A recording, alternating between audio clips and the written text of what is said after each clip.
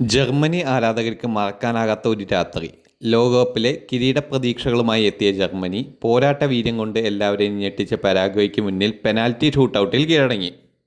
നിശ്ചിത സമയത്തും അധിക സമയത്തും 1-1 എന്ന നിലയിൽ അവസാനിച്ച മത്സരത്തിൽ പെനാൽറ്റി ഷൂട്ടൗട്ടിൽ 4-3 വിജയിച്ച പരാഗ്വേ പ്രീ ക്വാർട്ടറിലേക്ക് മുന്നേറി. ജർമ്മനിയുടെ ലോകകപ്പ് ചരിത്രത്തിലെ ആദ്യ പെനാൽറ്റി ഷൂട്ടൗട്ട് തോൽവിയുമാണിത്.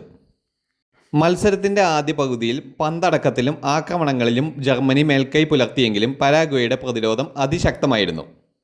42-ാം മിനിറ്റിൽ ജൂലിയോ എൻസിസോയുടെ മനോഹരമായ ഹെഡർ ഗോളിലൂടെ പരാഗ്വേ ലീഡ് നേടി.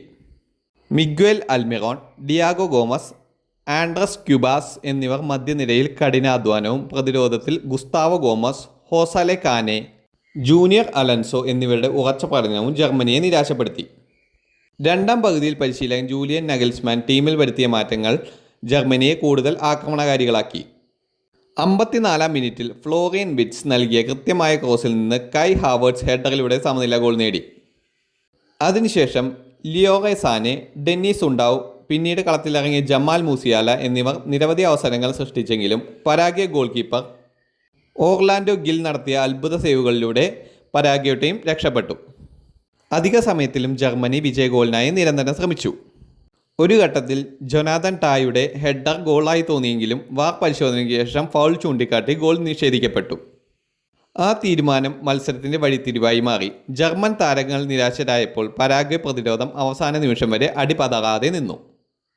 പെനാൽറ്റി ഷൂട്ടൗട്ടിൽ ആവേശം അതിരൂക്ഷമായി. ജർമ്മനിക്ക് വേണ്ടി കൈ ഹാവേർട്സ്, നിക് വോൾട്ടേമാഡെ എന്നിവരുടെ കിക്കുകൾ ഓർലാൻഡോ ഗിൽ രക്ഷപ്പെടുത്തി. പിന്നീട് സഡൻ ഡെത്തിൽ ജൊനാഥൻ ടായുടെ ഷോട്ട് മുകളിലൂടെ പറന്നതോടുകൂടി അവസരം പരാഗ്വേയ്ക്ക് ലഭിച്ചു. നിർണായക കിക്ക് ഹോസെ കനാലെ ലക്ഷ്യത്തിലെത്തിച്ചതോടെ പരാഗ്വേ 4-3 വിജയം സ്വന്തമാക്കി.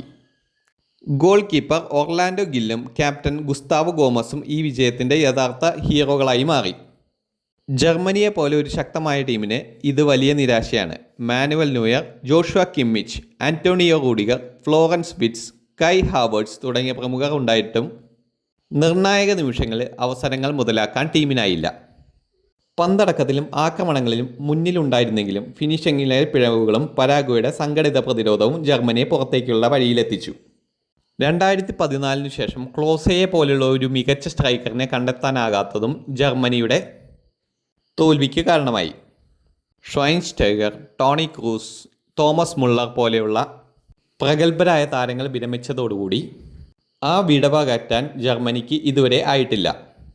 പോരാത്തതിന് ലോകോത്തര ഗോളി ആയിരുന്ന മാനുവൽ നോയറിന് 41 വയസ്സായത് അദ്ദേഹത്തിൻ്റെ പ്രകടനത്തെയും ടീമിൻ്റെ പ്രകടനത്തെയും ബാധിച്ചു. മറുവശത്ത് പരാഗ്വേയ്ക്ക് ഇത് ലോകകപ്പ് ചരിത്രങ്ങളിലെ ഏറ്റവും വലിയ വിജയങ്ങളിൽ ഒന്നാണ്. കരുത്തരായ ജർമ്മനിയെ പുറത്താക്കി അവർ പ്രീ ക്വാർട്ടറിലേക്ക് മുന്നേറി. അടുത്ത റൗണ്ടിൽ ഫ്രാൻസ് സ്വീഡൻ മത്സരത്തിലെ വിജയിയാണ് പരാഗ്വേ നേരിടുക. അവസാനമായി പറയുകയാണെങ്കിൽ ഫുട്ബോളിൽ പേരല്ല കളിയാണ് ജയിക്കുന്നത്. അതിന് ഇന്നത്തെ ഏറ്റവും വലിയ തെളിവായി മാറിയിരിക്കുകയാണ് പരാഗ്വേ.